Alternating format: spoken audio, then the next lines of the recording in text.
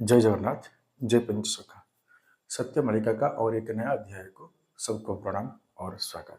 हर शास्त्र में वर्णन है कि कलि युग का आयु 4,32,000 वर्ष है, परंतु इसे मनु संहिता, गर्ग पुराण, गर्ग संहिता, वायु पुराण, ऐसे बहुत सारा ग्रंथ में वर्णित है कि कलि युग को 4,800 साल भोग होगा। 4,000 साल कलि युग का आयु है और 400 साल कलयुग का संध्या है और टोटल कुल मिला के 4,800 साल कलयुग को भोग होने के लिए विभिन्न शास्त्र में वर्णित है। परंतु आज तक सच में कलयुग को कितना साल भोग हुआ है, इसका बारे में आज विचार। तेतु परीक्षिते काले मोघाश्वासनम द्विजोतम तदा प्रभुतस्थो कलि द्वादशार्धम शतामकम। इसका अर्थ यह है, राजा परीक्षित जब शासन कर रहे थे, इसी समय मघा नक्षत्र में सप्तर्षि वास करते थे और इसी समय कलियुग को 1200 साल भोग हुआ। यदा देवर्षि सप्तमाघ्यसु विचरन्ति तदा प्रवृत्तस्थो कलि द्वादशार्धम शतानि। इसका मतलब वही है, सप्त ऋषि जब मघा नक्षत्र में विचरण कर रहे थे, इसी समय कलियुग को 1200 साल भोग हुआ था। यानी भगवान कृष्ण का देहांत का समय तक 1200 साल कलियुग को भोग हुआ था। फिर महापुरुष अच्युतानंद अपना निर्घंट ग्रंथ में वर्णन करते हैं, जिते वेले कृष्ण जन्म होइले गोप द्वार कारे लीला रचिले, जेते बेले प्रभु तेजिले मही 1200 कली भोगटी पाई, 1200 कली भोगटी पाई। तो महापुरुष अच्युतानंद बोलते हैं, जब भगवान कृष्ण जन्म हुए हैं और गोप द्वारिका में लीला रचाए, अब जब प्रभु धराधाम को छोड़ दिए, तब तक कलियुग को 1200 साल भोग हुआ था। उसका मतलब वही है, जब भगवान कृष्ण देहांत हुए, शरीर छोड़कर चले गए, इसी समय तक कलियुग को 1200 साल भोग हुआ था।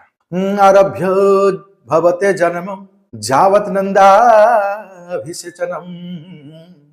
एतत् वर्षम सहस्रतुम शतपंचदशोरम।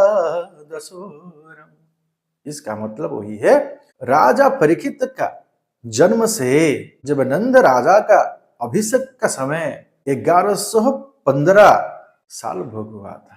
और निर्घंट में महापुरुष अच्युतानंद फिर बोले, परीक्षित आदि सोमवंशेण राजा होइले ऊनविंश जन, सहस्रे अधिक शतवर्ष कलियुग पुनि होइला शेष, कलियुग पुनि होइला शेष। फिर महापुरुष अच्युतानंद बोलते हैं, जब राजा परीक्षित का समय पे जो सोमवंश का शासन चल रहा था, उसका बाद राजा हुईले ऊनविंश जन और सहस्र अधिक शतवर्ष, यानी 1000 से 100 ज्यादा, यानी 1100 साल कलियुग को भोग हुआ है। तो पिछली बार वर्णन किया गया है 1115 साल और अभी बोलते हैं 1100 साल भोग हुआ है। तो यदि हम हिसाब करेंगे, आज तक कलियुग को कितना साल भोग हुआ है?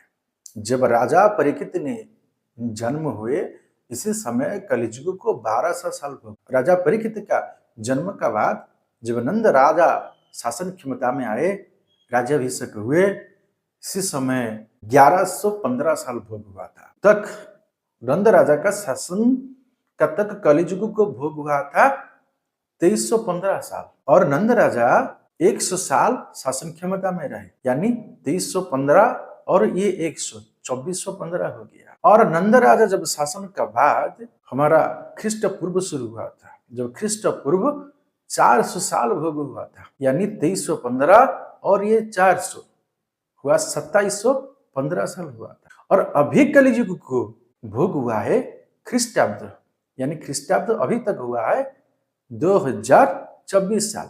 वो कुल मिला के टोटल 4839 साल हुआ, जो विभिन्न शास्त्र पुराण में वर्णित किया गया था। 4800 साल कलियुग को भोग होने के लिए अभी वो प्रमाण मिलता है कि 4839 साल कलियुग को भोग हो चुका, यानी हम सत्य युग का करीब में है। और यदि महापुरुष का अच्युतानंद का बारे में और पंचसखा के बारे में विचार रखेंगे, उन्होंने क्या बोले थे? और उन्होंने बोले थे कलियुग को 5000 साल भोग होगा। यदि आज का हिसाब में हम देखेंगे और जो हिंदू धर्म का परंपरा और नीति नियम और जो ज्योतिष गणना का हिसाब से यदि हम देखेंगे, आज तक 5126 साल हुआ है, यानी कलियुग को 5126 साल भोग हुआ है। चैत्र प्रतिपदा का दिन में हिंदू नववर्ष पड़ता है। इसी दिन नया साल मनाया जाता है, जिस दिन भगवान रामचंद्र ने राज्याभिषेक किए थे। इसी दिन युधिष्ठिर महाराज राज्याभिषेक किए थे और इसी दिन स्वयं ब्रह्मा ने सृष्टि को प्रारंभ किए हैं। और इसी दिन का बहुत बड़ा विशेषत्व है और नवरात्र का शुरू होता है इसी दिन से। तो ये दिन बहुत बड़ा पवित्र और महत्वपूर्ण है। इसका बारे में शास्त्र में बार बार वर्णन किया गया है। और सबसे बड़ा बात है, जब भगवान का जो 10 अवतार है, पहला अवतार है मीन अवतार, और मीन अवतार इसी चैत्र प्रतिपदा का दिन में हुआ था, मीन अवतार।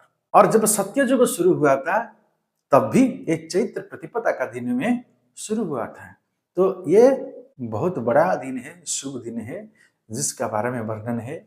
और जब मीन राशि में शनि आएगा, इसी दिन पे आएगा, ये भी शास्त्र का विचार में है और अगले समय पर हम विचार रखेंगे। तो जो 5126 साल हुआ है, क्या भगवान कल्किदेव का धरापतन हुआ है कि नहीं हुआ है?